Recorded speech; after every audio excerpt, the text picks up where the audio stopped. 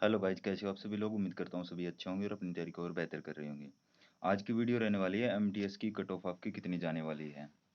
Previous year की vacancy के साथ इसका कंपैरिजन करेंगे। जो आपकी वैकेंसी आई थी पुणे के अंदर और जो दिल्ली कैंट के अंदर, मुंबई के अंदर कितनी कितनी आपकी वैकेंसीज रखी गई थी, क्या कट ऑफ गई थी, अब की बार आपकी कितनी कट ऑफ जा सकती है। तो वीडियो को कंप्लीट देखना ताकि आपको अच्छे तरीके से समझ में आ सके। अगर आपने अभी तक अपने चैनल को सब्सक्राइब नहीं किया तो चैनल को सब्सक्राइब कर लीजिए।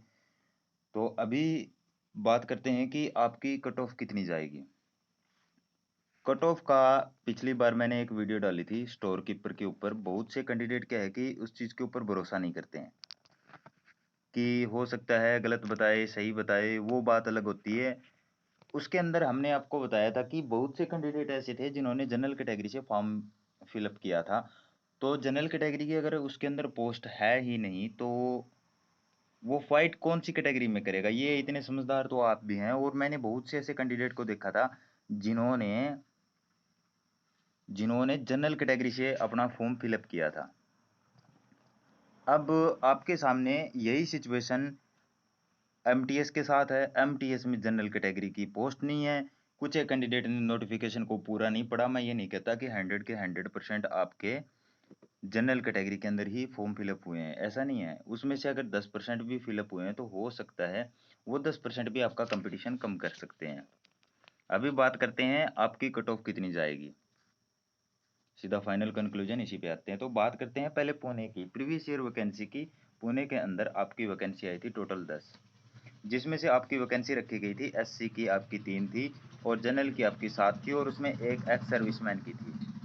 एक्स सर्विसमैन की एक थी, तो मतलब टोटल आपकी यहाँ पे 10 वैकेंसीज रखी गई थी पुणे के अंदर। उसके बाद में बात करते हैं आपकी दिल्ली कैंट के अंदर सिर्फ एक आपकी वैकेंसी आई थी, वो जनरल कैटेगरी की थी। अब की बार क्या कितनी पोस्ट है, अब की बार आपकी टोटल 29 पोस्ट रखी गई है। ये यहाँ पे आप चेक कर सकते हो। पिछली बार से अब की बार कंपैरिजन नहीं कर सकते क्योंकि दिल्ली कैंट में पिछली बार सिर्फ एक वैकेंसी आई थी, एक वैकेंसी और अपनी 29 वैकेंसी के साथ कंपैरिजन नहीं कर सकते।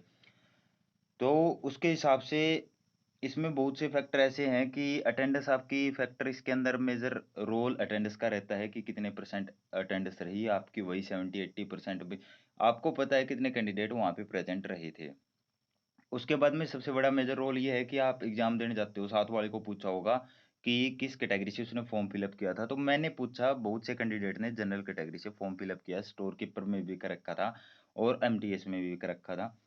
अभी आपकी उसके हिसाब से इन फैक्टर को मिला के आपकी कट ऑफ क्या बनती है एग्जैक्ट कोई नहीं बताएगा। एक सिर्फ ये है कि अनुमानित होता है कि इससे ऊपर अगर आपके मार्क्स हैं तो आपका सिलेक्शन हो जाएगा।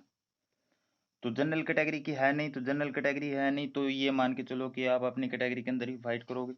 अपनी कैटेगरी के अंदर फाइट करोगे तो ईडब्ल्यूएस की आपकी 15 वैकेंसीज यहाँ पे रखी गई है, जिसकी कट ऑफ आपकी लगभग लगभग 78 प्लस जाएगी। एमटीएस की यहाँ 78 प्लस के पीछे रीजन ये है, रीजन बता देता हूँ मैं आपको 78 के पीछे आपका क्या रीजन है। ये अपनी पीडीएफ है और इसमें अभी देख लेते हैं एमटीएस। ये यहाँ पे एमटीएस है, ठीक है, जिसके अंदर अच्छे तरीके से इन्होंने मेंशन कर रखा है कि 18 से 25 तक तो एज होनी चाहिए और मैट्रिकुलेशन 10th पास होना चाहिए और रिकॉग्नाइज्ड बोर्ड से। इसके अंदर कोई एसेंशियल्स क्वालिफिकेशन की रिक्वायर्ड नहीं है। कोई इसके अंदर आपको किसी भी प्रकार का आपको एक्सपीरियंस नहीं चाहिए। तो उस हिसाब से आपकी जो ईडब्ल्यूएस की 15 पोस्ट है उसकी 78 प्लस यहाँ पे जाएगी। ओबीसी की आपकी वैकेंसी रखी गई है 10, जिसकी कट ऑफ आपकी 75 प्लस जाएगी। उसके बाद में बात कर लेते हैं एससी और एसटी की, जिनकी दो दो पोस्ट है। तो 73 एससी की और एसटी की 70 प्लस आपकी यहाँ पे जाएगी। पीडब्ल्यूबीडी की दो पोस्ट है और एक्स सर्विसमैन की भी दो पोस्ट है, उनका क्वालिफाई उनका अलग मैटर है। तो कुल मिला के आपका ये है।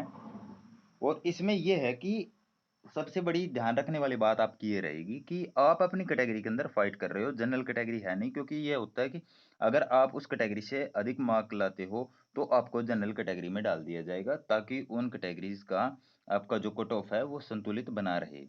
लेकिन जनरल कैटेगरी कोई पोस्ट नहीं है, तो इस वजह से क्या है कि एससी एसटी ओबीसी और ईडब्ल्यूएस इन कैटेगरीज में आप अपनी कैटेगरी में खुद फाइट करोगे, ठीक है। तो उस हिसाब से जो कट ऑफ बताई है लगभग लगभग अगर उसके इक्वली एक दो नंबर नीचे एक दो नंबर ऊपर हैं तो आप अपने आप को सुरक्षित महसूस कर सकते हैं, आप क्वालिफाई हो सकते हैं।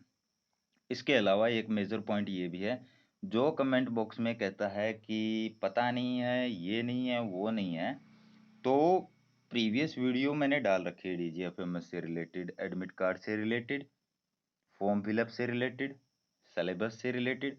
एक बार जाके चेक कर लो, उसके बाद में आके कमेंट में कमेंट कर देना, कोई समस्या नहीं। आज की वीडियो में इतना ही। उसके बाद में थोड़ा सा आपको ये बता देता हूँ कि अगली वीडियो जो आएगी अपनी, वो आएगी आपकी अकाउंटेंट स्टेनो एलडीसी, इन 3 पोस्टों के ऊपर, क्योंकि इसमें आपकी एक पोस्ट है, इसमें भी एक पोस्ट है, और इसमें आपकी 11 पोस्ट है। तो कुल मिला के इन 3 की आ जाएगी। स्टोर कीपर का अपना हो गया, और उसके बाद में एमटीएस का भी हो गया। उसके बाद में बचेगी अपनी photographer, fireman, lab attendant, tradesman mate, washerman, carpenter and joiner. Carpenter में आपकी 2 वैकेंसीज रखी गई हैं। इसमें आपको कट ऑफ ठीक ठीक देखने को मिलेगी, और टीन स्मिथ में आपकी एक वैकेंसी है, तो इसमें भी लगभग लगभग बताने की जरूरत भी नहीं है। वाशरमैन में भी 2 है, इनकी भी बताने की जरूरत नहीं है। हाँ, ट्रेडमैन की, लैब अटेंडेंट की बताने की जरूरत नहीं है, कुक की और फायरमैन की, इनकी एक साथ वीडियो अपलोड कर देंगे। तो आज की वीडियो में रखते हैं इतना ही, मिलते हैं एक नई वीडियो के साथ, तब तक करते रहिए अपनी तैयारी को और बेहतर। जय हिंद, जय